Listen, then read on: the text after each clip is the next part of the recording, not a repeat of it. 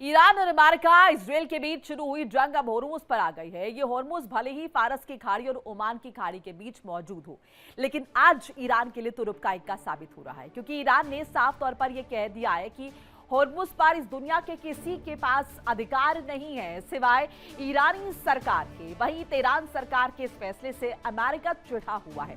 Trump प्रशासन ने Hormuz strait से गुजरने वाले जहाजों की नाकाबंदी करने की घोषणा कर दी है।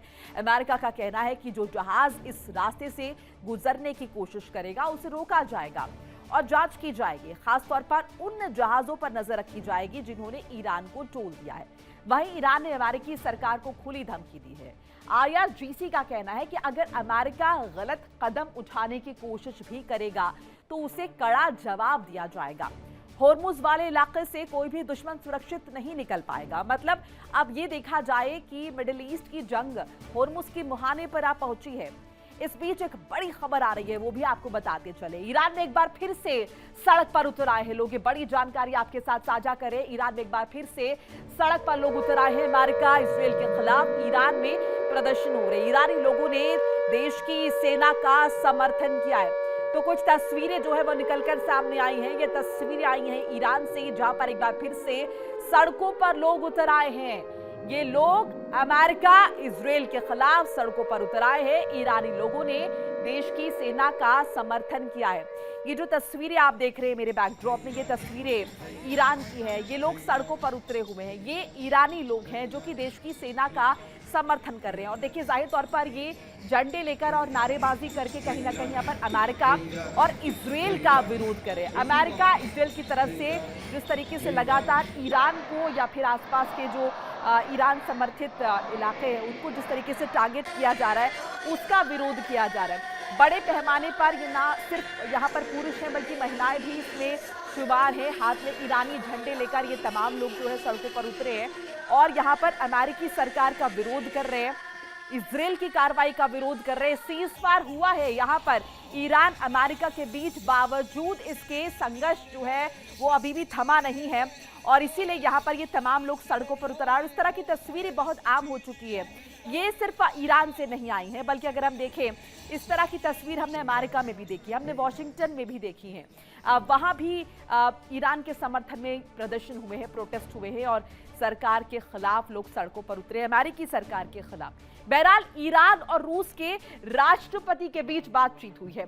ईरान और रूस के राष्ट्रपति के बीच बातचीत, पेजेश्कियान और पुतिन के बीच बातचीत, दोनों देशों के बीच शांति वार्ता के नतीजों पर चर्चा हुई है। रूस ने ईरान और अमेरिका के बीच मध्यस्थता की पेशकश की है। रूस मध्यस्थता के लिए तैयार है। बड़ी जानकारी आपके साथ साझा कर रहे हैं। पुतिन की तरफ से कहा गया है कि रशिया मध्यस्थता के लिए तैयार है। यानी जो मध्यस्थता पहले पाकिस्तान करवा रहा था इस्लामाबाद में, जो कि विफल साबित हुई है, उसी मध्यस्थता का जिक्र हो रहा है। एक नए सिरे से बातचीत की पेशकश जो है वो रशिया द्वारा की गई है और ये कहा गया है कि ईरान और अमेरिका के बीच मध्यस्थता रशिया करा सकता है। ये पुतिन की तरफ से कहा गया है। तो मध्यस्थता की पेशकश की गई है। इससे पहले ईरान के और रूस के राष्ट्रपति के बीच बातचीत हुई, पेजेश्कियान और पुतिन ने बात की है और जो शांति वार्ता के नतीजे निकले, यानी कि सिफर नतीजे, इस्लामाबाद में जो बातचीत हुई ईरानी डेलीगेशन और अमेरिकी डेलीगेशन के बीच, जो कि विफल रही है, उसके नतीजों पर चर्चा और साथ साथ अगर हम देखें तो यहाँ पर पेशकश भी की गई है। इन सब के बीच मेरे साथ मेहमानों का खास पैनल जुड़ रहा है चर्चा के लिए। एक एक करके तारुफ करा देते हैं। कर्नल दिनेश शर्मा, रिटायर्ड रक्षा विशेषज्ञ, और डॉक्टर अजिताभ सिंह, विदेश मामलों के जानकार, दोनों मेरे साथ जुड़ चुके हैं। पीयूष पंत भी कुछ देर में जुड़ रहे हैं हमारे साथ, वरिष्ठ पत्रकार हैं। पहले अजिताभ जी आपका रुख कर लेते हैं। अजिताभ जी, किस तरीके सिचुएशन को देख रहे हैं आप? पहले हमने देखा वार्ता असफल हुई है, अब रशिया जो है वो सामने आया और कह रहा है कि मैं मध्यस्थता करा सकता हूं। और इस बात का जिक्र हम लगातार कर रहे थे कि अगर पाकिस्तान की जगह कोई ऐसा देश हो जो मजबूत हो, जिसकी से हो, जो दोनों ही पक्षों को कन्विंस कर सके, तो शायद जो स्थितियां हैं वो बदलेंगी। आप किस तरीके से देख रहे हैं?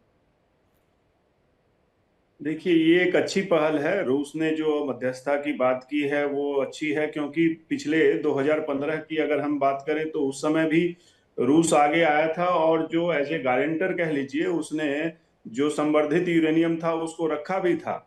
लेकिन उस समझौते को भी ट्रंप साहब ने ही 2018 में तोड़ दिया और उससे ये स्थिति आ गई है कि पिछले साल ईरान पे अटैक हुआ, फिर इस साल भी वैसे ही हुआ।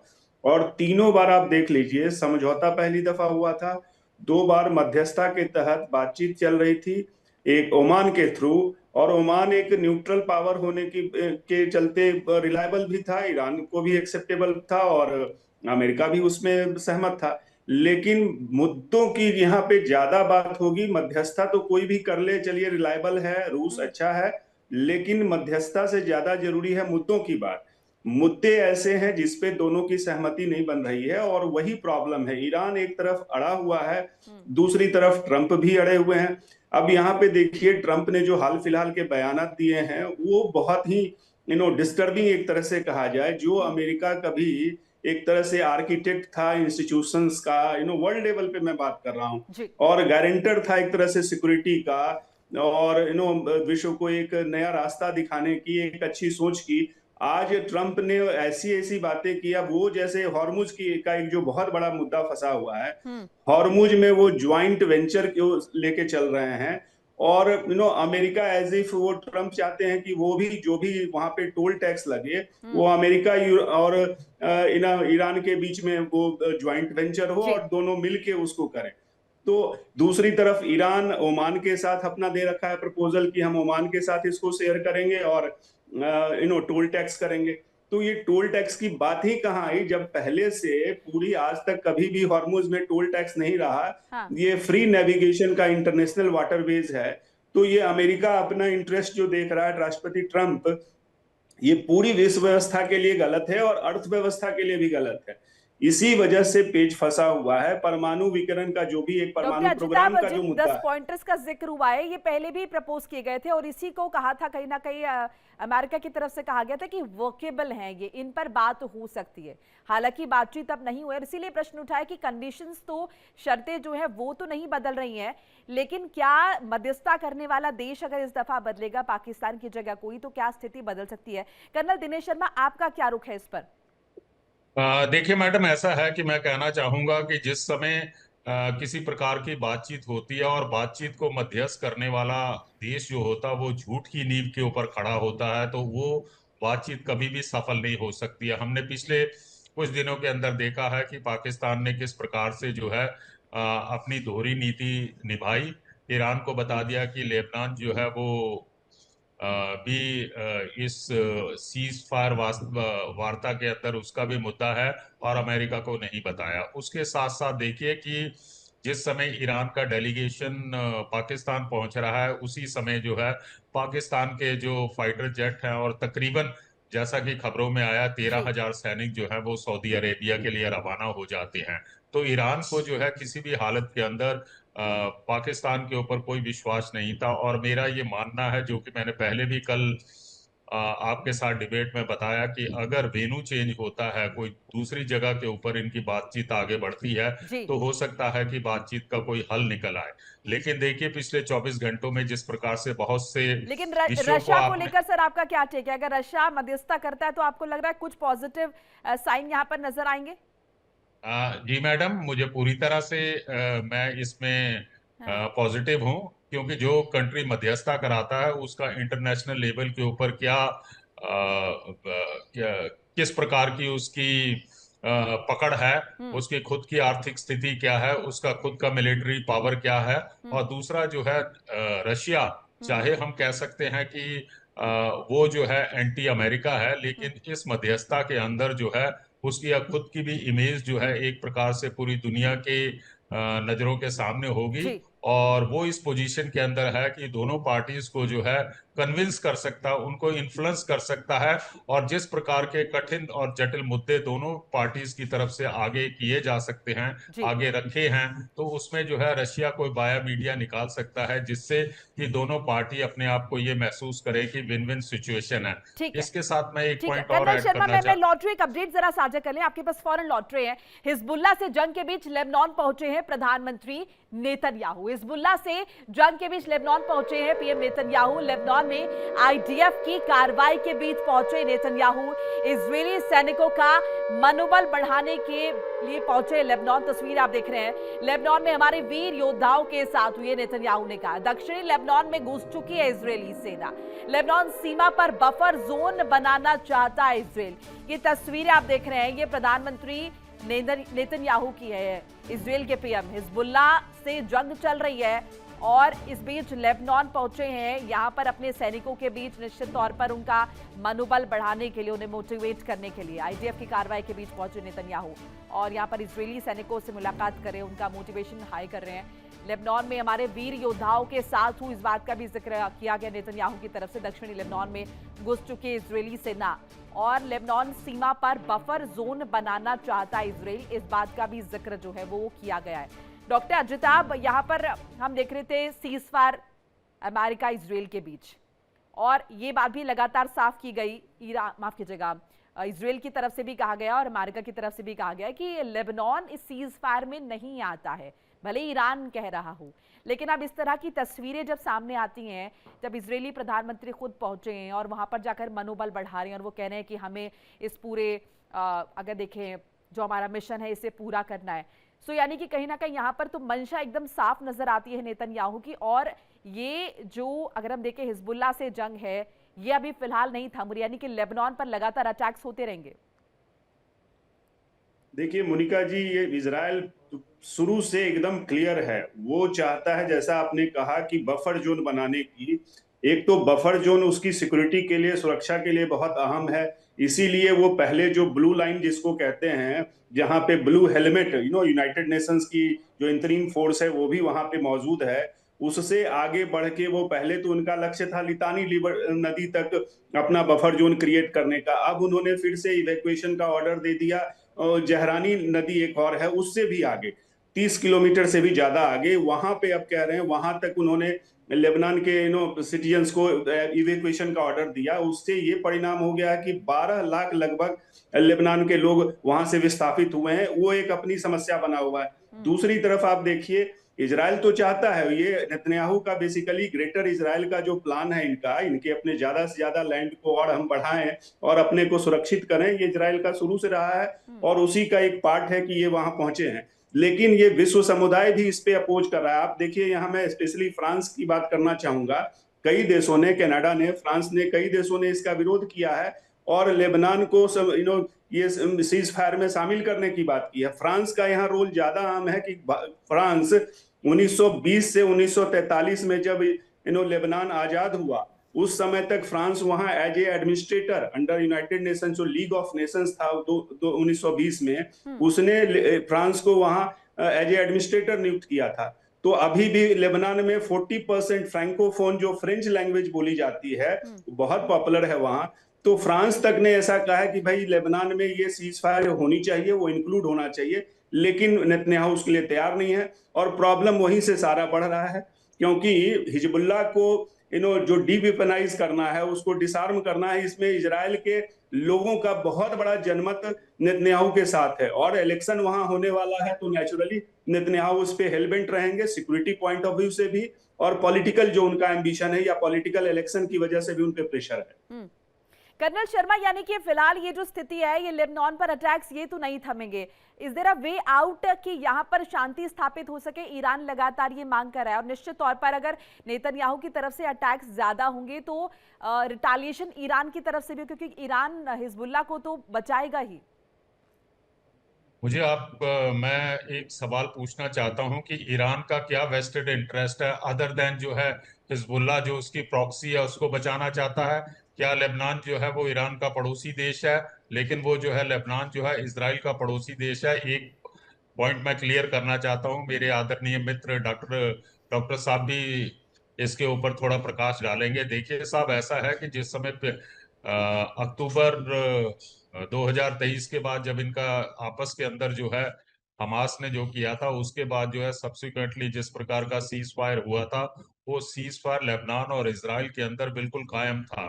ये लेबनान की तरफ से जो हिजबुल्लाह है, इन्होंने जिस समय ईरान के सुप्रीम लीडर की हत्या हो गई थी, उसके बाद लेबनान ने दोबारा जो है उनके ऊपर रॉकेट अटैक और उनके ऊपर इसराइल के ऊपर हमला किया है। तो मेरा ये मानना है कि इसराइल अगर अपने सेल्फ डिफेंस के अंदर दोबारा रिटेलिएट कर रहा या हमले कर रहा, तो ये उसका अधिकार है।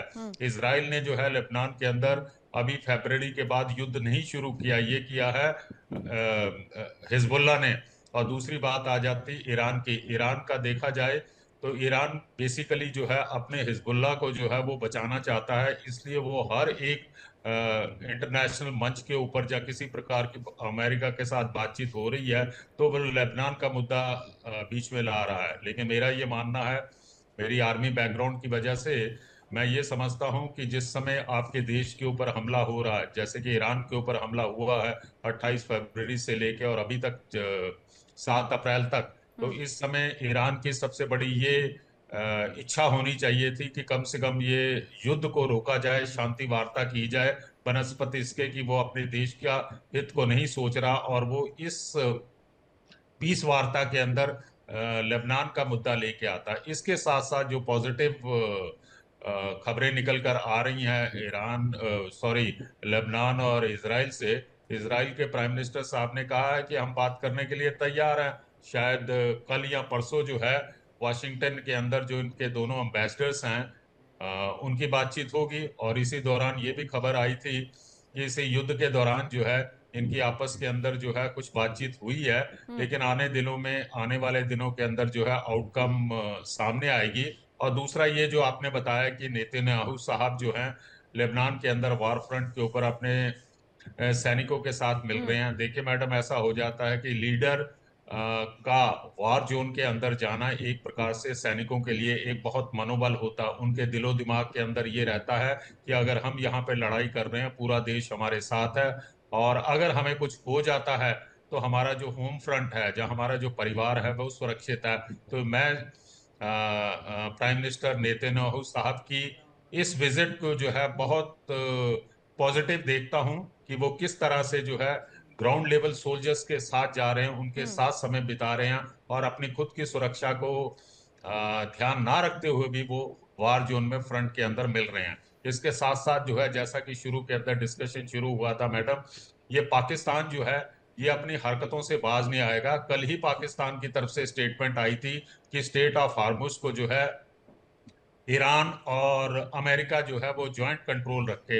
अरे भाई, तुम्हें क्या ये सजेशन देने की जरूरत है, या सर तुम्हारा क्या इंटरेस्ट है? उनके सजेशन कंसिडर भी कौन करेगा ना, कौन उनके सजेशंस को कंसिडर करने वाला है? वो कुछ भी बोलते रहें। कंसिडर करते हैं, इसी बहाने एक दो स्टेटमेंटें देख के अगर आपके पास मिलियन 2 मिलियन या 50 मिलियन डॉलर मिल जाते हैं किसी प्रकार से एड के रूप के अंदर अमेरिका की तरफ से, कि क्योंकि ये हमारा लाउड स्पीकर है, हमारा माउथ पीस है, तो इसमें क्या खराबी है? और अब देखिए, एक पॉइंट और है जो बड़ा इसकी तरफ बिल्कुल ध्यान नहीं गया। अमेरिका ने कहा कि जो भी कंट्री जो है ईरान को वेपन सप्लाई करेगा उसके ऊपर जो है एक्स्ट्रा टैरिफ बिल्कुल। लगाई और वो जाएगी। चाइना के ऊपर कहीं ना कहीं नजर में लौटूंगी। सर एक अपडेट जरा साझा कर ले, इजराइल के साथ युद्ध खत्म करना चाहता है लेबनान, ये बड़ी जानकारी आपको बता रहे हैं। इजराइल के साथ युद्ध खत्म करना चाहता है लेबनान और पेशकश की गई है। यहां पर अगर हम देखें, लेबनान के प्रधानमंत्री नवाफ सलाम का एक स्टेटमेंट आया है, युद्ध खत्म करने के लिए प्रतिबद्ध है लेबनान, ये कहा गया है। हम चाहते हैं बातचीत के जरिए युद्ध खत्म हो जाए। लेबनान ने इजराइल के सामने 2 शर्तें भी रखी। लेबनानी कैदियों की रिहाई की मांग की, 10 लाख से ज्यादा विस्थापित लोगों की वापसी हो, ये 2 शर्तें रखी हैं। और ये कहा है कि हम बातचीत के लिए यहां पर अगर देखें पूरी तरह से प्रतिबद्ध है। डॉक्टर अजिताभ, लेबनान की तरफ से पेशकश की गई, इससे पहले हमने देखा कि ईरान की तरफ से भी कहा गया कि बातचीत, ईरान के राष्ट्रपति ने कहा कि बातचीत जो है होनी चाहिए अगर अमेरिका झुकने को तैयार है। स्पेसिफिकली इस केस में इजराइल के साथ युद्ध खत्म करना चाहता है लेबनान, 2 शर्तें रखी, जो कि बहुत ज्यादा मुझे लगता नहीं कि कोई मुश्किल इसमें है। लेकिन जिस तरीके का रुख और एटीट्यूड इजराइल का है, ऐसा होता हुआ दिख नहीं रहा। देखिए मोनिका जी, मैं कुछ हद तक कर्नल साहब ने जो कहा उससे बिल्कुल सहमत हूं कि इजराइल की अपनी समस्याएं हैं और उसके जो आप कह लीजिए अस्तित्व पे खतरा ये लगातार बना रहा है, इसमें कोई दो मत नहीं है। और इसीलिए इजराइल ने 2006 से लेके अभी तक वहां सीज फायर ऑलरेडी था, उसको इजराइल ने ही बार बार तोड़ा है और उसकी मजबूरी रही है। मजबूरी ये है कि हिजबुल्लाह हमेशा से, ऑफ कोर्स वो ईरान का प्रॉक्सी है, और जैसा कर्नल साहब ने कहा कि भाई ईरान की अपने जो मंसूबे हैं कि पूरे इस्लाम का लीडर बनने का, समस्या की जड़ वही है। आप देख लीजिए 1953 में, आप कह लीजिए उससे डॉक्टर पहले, अजित, आप एक बल्कि छोटा सा पॉइंट ही, लेकिन यहाँ पे जो मुस्लिम कंट्रीज उनमें भी एकता है कहाँ? सब तो अलग अलग रुख में जा रहे हैं। जी बिल्कुल आप सही कह रही हैं। देखिए यहाँ पे मुस्लिम कंट्रीज के बीच में एक ईरान, और उधर कह लीजिए तुर्की, इधर पाकिस्तान, और ये सारे लोग अपना अपने आप को लीडर समझते हैं। सऊदी इसमें भी है। ये 3-4 लोगों के बीच जो आपस में खींचतान है, उससे पूरा मुस्लिम समुदाय भी कह लीजिए, जो OIC है, उसमें भी ये चलता रहता है। दूसरी तरफ आप देखिए, ये ईरान ही था जो इजराइल को, दूसरा मुस्लिम देश था तुर्की के बाद जिसने इजराइल के अस्तित्व को माना था, इजराइल को मान लिया था। सिर्फ ये 1979 में जो इस्लामिक रेजिम आया, इसने उसको मानने से इनकार कर दिया, और ये सारे प्रॉब्लम की जड़ वही है। अदरवाइज ये जो लेबनान के जो ये प्राइम मिनिस्टर जो स्टेटमेंट दे रहे हैं, देखिए दिक्कत वहां पे है कि हिजबुल्लाह भी एक सरकार में है। हिजबुल्लाह सिर्फ एक आतंकवादी संगठन ही नहीं है, वहां एक पॉलिटिकल एंटिटी भी है सरकार में, और वो कभी इजराइल लेबनान की सरकार की चलने ही नहीं देता, सुनता ही नहीं है। तो वहां पे मेन प्रॉब्लम है कि उसके जो प्रॉक्सी ईरान की बहकावे में आके, और वो इजराइल पे हमेशा अटैक करता रहता है, जबकि ये वही ईरान है जो उसको, इजराइल को एक समय मान्यता भी देता था। ये इस्लामिक रेजिमे के जो अपने मंसूबे हैं, उसकी वजह से ये सारा प्रॉब्लम है। इजराइल इज अ रियलिटी, और उसको मानना, आज 160 से ज्यादा देश इजराइल को मान्यता देते हैं। सिर्फ गिने चुने 26-28 देश नहीं मानते हैं, उसमें से कुछ मुस्लिम देश मानते भी हैं, बल्कि पिछले 2 साल में फिलिस्तीन को भी मानते हैं। तो फिलिस्तीन इजराइल जो 2 नेशन थ्योरी है, वो एक रियलिटी है। इसको इजराइल को भी मानना होगा, और ईरान को भी इसमें अपने जो मंसूबे हैं उसको खत्म करके ये रियलिटी को एक्सेप्ट करना होगा, तभी ये प्रॉब्लम सोल्व हो पाएगा। नहीं तो जनता ऐसे ही पिसते रहेगी इजराइल, वो लेबनान में। बिल्कुल। कर्नल दिनेश शर्मा, आपके हिसाब से यहाँ पर लेबनान ने शर्तें तो रख दी हैं। लेबनान का जो रुख नजर आ रहा है वो थोड़ा लचर नजर आ रहा है, वो थोड़ा नरम, और ऐसा लग रहा है कि वो चाहता है कि यहाँ पर खून खराबा बंद हो। लेकिन इसराइल के सामने आप चाहिए कहिए कि उसके अस्तित्व की जंग है, चाहिए कि उसको अपने आप को बचाना है, उसको ये साबित करना है कि वो एक रियलिटी, आप उसे अवॉइड नहीं कर सकते। लेकिन फिलहाल यहाँ पर जो तस्वीर नजर आ रही है वो तस्वीर संघर्ष की है, वो खून खराबे की है। यहाँ पर खून बहा जा रहा है, मासूम लोग भी इसकी जद में आ रहे हैं। देखिए, आपके ये सवाल का जो जवाब है, हमारे आदरणीय डॉक्टर साहब ने बड़ा क्लियर कर दिया है कि चाहे लेबनान का प्राइम मिनिस्टर शांति चाहता है, वो संधि करना चाहता है, लेकिन उनका पूरा कंट्रोल जो गवर्नमेंट ऑफ लेबनान है, जो लेबनान की आर्म्ड फोर्सेस हैं, उनका कोई कंट्रोल नहीं है हिजबुल्लाह के ऊपर। ये लोग एक पॉलिटिकल आइडेंटिटी हैं, और इन्होंने अपनी पैरेलल गवर्नमेंट या पैरेलल अपनी फोर्सेस चला रहे हैं। लेकिन जब तक, मेरा यह मानना है कि जब तक इजराइल पूरी तरह से कन्विंस नहीं हो जाता है कि उसने हिजबुल्लाह को बिल्कुल डीवेपनाइज कर दिया और आने वाले दिनों में उसके ऊपर कोई खतरा नहीं होगा, तब तक जो है इजराइल नहीं रुकेगा। देखिए, आप लेटेस्ट जो नेतन्याहू साहब की स्टेटमेंट है, उन्होंने कहा है कि अभी तक हमारा ईरान के अंदर जो है पूरी टास्किंग खत्म नहीं हुई है। लेकिन इसी घटनाक्रम के अंदर मैं डॉक्टर साहब की बात को आगे बढ़ाता हूं कि ये जो मुस्लिम वर्ल्ड के खलीफा बनने चाहते हैं सभी, अब देखिए आप लेटेस्ट जो है, कल जो है तुर्की का जो प्रेसिडेंट है अर्दोगन, उसकी तरफ से आप स्टेटमेंटें देखिए। बोलता अगर ये जो युद्ध चल रहा है, अगर इजराइल जो है नहीं रुकता है, तो हमें भी हमारी भी जिम्मेवारी बनती है कि हम इस युद्ध के अंदर जो है शामिल हों। तो एक प्रकार से वो जो है इनडायरेक्टली थ्रेट जो है वो इजराइल को दे रहे हैं। और इसका क्या मतलब है, तुर्की जो है वो नाटो फोर्सेस का मेंबर है, और यूएस के वो अगेंस्ट नहीं जा सकता, चाहे वो कुछ भी कर ले। मैं मानता हूं कि तुर्की जो है एक रीजनेबली जो है पावरफुल कंट्री है, उसके पास 4 लाख के आसपास जो है उसकी स्ट्रांग आर्मी है, लेकिन उसका ये जो युद्ध के अंदर कूदने का एक प्रकार की जो वार्निंग दे रहा है, ये मुझे लगता है कि बेसिकली जो है वो देख रहा होगा कि अरे पूरे विश्व के अंदर जो है ईरान, इजराइल और बाकी लोगों की बातें हो रही हैं, तो मेरे बारे में तो किसी ने कोई बात ही नहीं किया। तो उसने कहा चलो हम इस अपनी प्रकार की। प्रेजेंस दर्ज कराने के लिए आप जी। स्टेटमेंट को देख सकते हैं। हमारे साथ पीयूष पंत भी जुड़ चुके हैं, वरिष्ठ पत्रकार है। पीयूष जी, आपका भी स्वागत है इंडिया डेली में।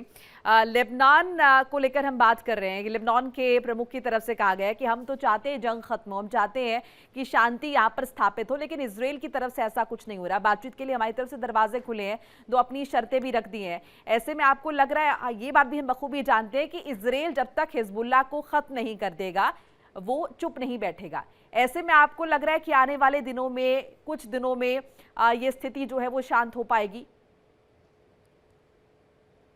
हाँ मोनिका, देखिए लग तो नहीं रहा है, क्योंकि अगर होने वाली होती तो जो एक एग्रीमेंट की बात हुई थी अमेरिका और ईरान के बीच में, जो शांति वार्ता पाकिस्तान में शुरुआत की गई थी, वो अधूरी रह गई है और नहीं हुआ। उसके बाद इसराइल जो है कि वो अपनी जिद पे अड़ा हुआ है और वो लेबनान पे जो है कि लगातार हमले कर रहा है, जबकि उसे उससे बचना चाहिए था, नहीं करना चाहिए था। अगर अगर वाकई जो है कि ये युद्ध की स्थितियां खत्म करनी है और एक बड़े युद्ध में इसको तब्दील नहीं करना है, तो निश्चित रूप से कहीं ना कहीं समझौता करना जरूरी था। लेकिन इसराइल जो है अपनी जिद पे लड़ा हुआ है और अमेरिका भी अपनी जिद पे है, तो उससे वजह से मुझे लगता है कि स्थितियां जो है अभी तो कहीं से भी जो है शांति की तरफ बढ़ती हुई दिखाई नहीं दे रही है। और खासकर इसराइल का जो एक अड़ियल रवैया है और हिजबुल्लाह को लेके और वो तमाम चीजें जो है, कहीं ना कहीं आपको जो बहुत ज्यादा देखिए नुकसान हो चुका है, बहुत ज्यादा जो है कि पूरे पूरे विश्व की अर्थव्यवस्था चौपट होती चली जा रही है और तमाम जो है इतने लोग जो है कि इनोसेंट पीपल जो है वो मारे गए हैं, तमाम बहुत बर्बादी हुई है, अरबों खरबों रुपए की बर्बादी हो गई है। तो उसके उसके बाद भी अगर आप अभी भी युद्ध करना चाहते हैं, तो मुझे लगता है कि ये एक पागलपन है और इसको जो इसराइल को समझना होगा, क्योंकि इसराइल ऑलरेडी जो है कि ईरान ने इसराइल को दिखा दिया कि वो जो है कि वो ताकतवर उतना है नहीं जितना वो अपने को समझता है। लेकिन वो चूंकि अपनी सिक्योरिटी को इस्टेब्लिश करने के लिए और अपनी एक रेशियल जो सिक्योरिटी है उसके तहत और एक इस्लामिक विरोध जो है इसराइल का, वो उसको चलते जो है वो लेबनान पे कब्जा करना और जो है कि हिजबुल्लाह को खत्म करने पे आमादा है। उसके चलते मुझे नहीं लगता कि स्थितियां जो बहुत नियंत्रण में होने जा रही हैं। हालांकि अभी जो है कि रूस ने भी एक पहल करी है, उसने भी कहा है कि हम जो है कि इस बीच में जो है ईरान और अमेरिका के बीच में जो है कि एक शांति स्थापित करने का प्रयास रशिया कर सकते मध्यस्थता हैं। करने की बात करा है, लेकिन यहाँ पर धमकियां आ रही है। मैं लौट रही हूँ आप लोगों के पास। ईरान ने अमेरिका को एक चेतावनी दी है, बड़ी जानकारी आपको बता रहे हैं। ईरान की तरफ से अमेरिका को बड़ी चेतावनी दी गई है। ईरानी संसद के स्पीकर गालिबाफ ने यह चेतावनी दी है, अब महंगा पेट्रोल आने वाला है। गालिबाफ की तरफ से कहा गया अमेरिका से खुलकर एनर्जी युद्ध होगा, ये गालिबाफ की तरफ से कहा गया है। ईरान ने अमेरिका को चेतावनी दी, क्योंकि अमेरिका भी लगातार अगर हम देखें ईरान को चेतावनी दे रहा है कि ये जो वार्ता है ये तुम्हारी वजह से यहाँ पर असफल हुई है। अब ऐसे में ईरान का पलटवार, अमेरिका को चेतावनी। ईरानी संसद के स्पीकर गालिबाफ ने यह चेतावनी जारी की है, महंगा पेट्रोल आने वाला है। गालिबाफ ने कहा अमेरिका से खुलकर एनर्जी युद्ध होगा, ये गालिबाफ की तरफ से कहा गया है। डॉक्टर अजिता, यानी अब उम्मीद करें कि एक बार फिर से वो भी पिछले दिनों जिस तरीके से स्थितियां थोड़ी सी कंट्रोल में, नियंत्रण में हुई थी, एक बार फिर से एनर्जी क्षेत्र में, ऊर्जा क्षेत्र में ये बड़ा संकट दिखने वाला है, क्योंकि अमेरिका से भी इस तरह की खबरें आ रही हैं। देखिए मोनिका जी, अभी तो 22 अप्रैल तक, जैसा ट्रंप ने पहले अनाउंस किया है, 2 सप्ताह का जो उन्होंने सीज फायर की बात की है, वो 22 अप्रैल को खत्म हो रहा है। इस बीच छिटपुट घटनाएं अभी भी हो रही हैं, रुकी नहीं है। अब आगे क्या होगा आपको लग रहा कहना है ये मुश्किल है। सीज फायर 14 दिनों तक चलेगा? अभी जिस तरह के स्टेटमेंट्स आ रहे हैं, जो सिचुएशन बन रही है। देखिए, एक पॉजिटिव इस वार्ता से, जो इस्लामाबाद वार्ता हुई है, उससे एक पॉजिटिव तो निश्चित रूप से है कि दोनों पक्ष आगे आए हैं, बैठ के बातचीत हुई है। ये भी स्टेटमेंट दोनों की तरफ से आए हैं कि कुछ बिंदुओं पे, कई बिंदुओं पे सहमति भी बनी थी, ऐसी भी खबरें आई है। दोनों के लीडरान ने ऐसा कहा है। कुछ ऐसे मुद्दे हैं जो मुख्य मुद्दे हैं, खास करके जो परमाणु प्रोग्राम का मुद्दा है, या दूसरा हॉर्मुज का मुद्दा है, मुझे टोल टैक्स का मुद्दा है, लेबनान का मुद्दा है, ये 3-4 मुद्दे पे ज्यादा इसमें भी समझौता हो सकता है, प्रोवाइडेड ट्रंप साहब अपनी जो बिजनेस माइंडेड उनके अप्रोच हैं और जो उनका हठधर्मिता उनकी, मैं कहूंगा, अगर उसमें फ्लेक्सिबिलिटी दिखाए। और ईरान को तो दिखानी पड़ेगी कि ईरान, अभी देखिए ईरान की जिस तरह से दुर्गति हुई है, वो तो ये कहिए कि उसने पिछले 1.5 महीने देखिए इस युद्ध को हो गया है और ईरान ने पूरा ठप कर रखा है अपना इंटरनेट। वहां क्या जनता आवाम क्या कह रही है, आवाम की आपने अभी पिक्चर दिखाए कि कुछ लोग जमा हैं और ईरान के समर्थन में, लेकिन सच्चाई क्या है ये निकल के आ कहाँ रही है। वहां के लोग जिस तरह से सफर कर रहे हैं उनकी क्या मंशा है। अमेरिका तो यही चाहता था कि लोग वहां विद्रोह कर देंगे और ये होगा, वो अभी तक हुआ नहीं है। ये ईरान के लिए चलिए इस्लामिक रेजिम के लिए अच्छी बात है, लेकिन दूसरी तरफ वहां की जनता का आवाम की आवाज, आप इंटरनेट के बिना आज जस्ट इमेजिन कि कोई रह सकता है क्या, और उन्होंने ऐसा किया हुआ है। तो ये आईआरजीसी ने जिस तरह से कंट्रोल वहां इस्लामिक रेजिम ने अपनी बना रखी है, जनता की चल नहीं रही है, जनता की सुनी नहीं जा रही है। और दूसरी तरफ ये अपनी जिद जो इन्होंने ठान रखी है, चाहे वो इजराइल के विरुद्ध हो या हॉर्मुज को हथियार बना के इस तरह से सुपर एक वेपन बना के जो मिसयूज उसका कर रहे हैं, ये ईरान को महंगा पड़ने वाला है। अमेरिका बहुत बड़ी शक्ति है, इसमें कोई दो मत नहीं है। और अभी राष्ट्रपति ट्रंप किसी भी हद तक जा सकते हैं और उन्होंने इसको एक्शन में दिखाया है। बेहतर यही होगा कि वो अपनी हठधर्मिता को छोड़े, दोनों कोई बीच का रास्ता अपनाए। और मुझे थोड़ी सी अब उम्मीद लग रही है कि विश्व के अन्य देश आगे आएंगे, कुछ नया रास्ता निकलेगा, एक मॉनिटरिंग कंट्रोल हॉर्मुज का शायद यूनाइटेड नेशंस के अंदर में ऐसा कुछ हो जाए। आई विश कि ऐसा कुछ हो जिससे कि एक शांति का मार्ग प्रशस्त हो और अर्थव्यवस्था पटरी पे आए। ठीक है डॉक्टर कर्नल दिनेश शर्मा, मैं आपके पास आ रही हूँ। ये जो गालिबाफ की तरफ से कहा गया है कि पेट्रोल महंगा आने वाला है, खुलकर एनर्जी युद्ध होगा, इसे हम पलटवार माने? क्योंकि जिस तरह की खबरें अमेरिका से आ रही है कि हॉर्मुज स्ट्रेट को पूरा कवर कर लिया जाएगा, वहां से जो जहाज निकलेंगे अगर उन्होंने ईरान को टोल दिया है तो उन्हें निकलने नहीं देंगे।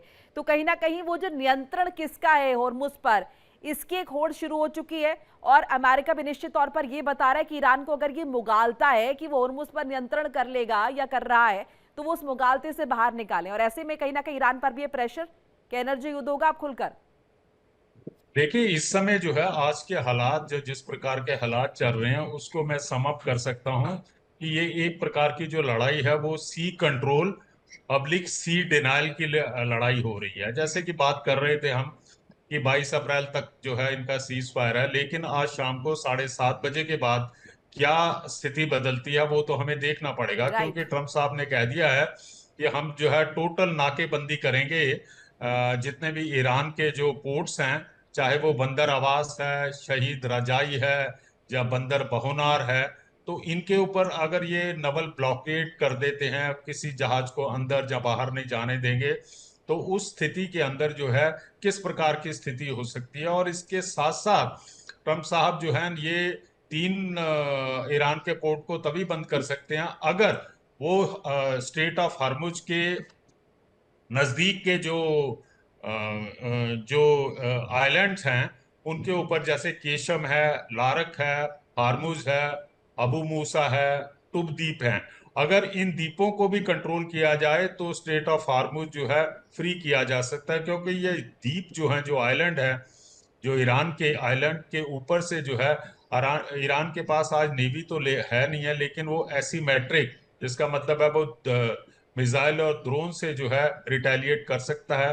तो अब ये देखना पड़ेगा, जैसे ट्रंप साहब कह रहे हैं कि उनके साथ बाकी नाटो फोर्सेस भी जो हैं उन्होंने सहमति जताई है कि हम ईरान का जो है नवल ब्लॉकयार्ड करेंगे। तो ये अभी हमें देखना पड़ेगा कि 7:30 बजे के बाद क्या होता है। और दूसरी जो मैं बात करना चाहता हूँ, जो ईरान के संसद के अध्यक्ष ने जो वार्निंग दी है कि तेल महंगा होगा, तो तेल महंगा होगा तो इसका कारण कौन है? इसका तो कारण ईरान है। आप जो है आज की तारीख में जहां अभी तक जो है पूरे वर्ल्ड की जो है एक संवेदना या संपैथी जो है वो ईरान के साथ, ये जो अमेरिका की तरफ से कहा गया है ना कि भाई जो टोल देगा जहाज उसके लिए अच्छा नहीं होगा, कहीं ना कहीं ये बताने की कोशिश की ईरान के अगेंस्ट में जाओ, ईरान को अपोज करो, ईरान आपसे टोल ले रहा, आपको अपोज करना चाहिए, एकजुट होना चाहिए। क्योंकि अभी तक हमने देखा ना, यहाँ पर अमेरिका ने कहा जब नेटो कंट्रीज से कि वो एकजुट हुए और ईरान के अगेंस्ट में आए तो कोई खड़ा नहीं हुआ। तो क्या उसी कड़ी में इस हम नाकाबंदी को देख रहे हैं? देखिए मैडम, ऐसा है कि स्टार्टिंग के अंदर जो है युद्ध के अंदर क्या होता है, जिस समय फॉग ऑफ वार, जहाँ युद्ध के अंदर कई चीजें जो होती हैं वो क्लियर नहीं होती हैं, धीरे धीरे धीरे जो है वो एम और ऑब्जेक्टिव जो है क्लियर होने शुरू हो जाते हैं। इनिशियल स्टेजेस के अंदर नाटो कंट्रीज ने जो है अपनी कुछ जो है अपने चिंताएं जाहिर की थी। देखिए इंडिया डेली 24/7 अब आपके स्मार्ट टीवी पर। इंडिया डेली मौजूद है सभी डिजिटल प्लेटफॉर्म पर लाइव और लगातार।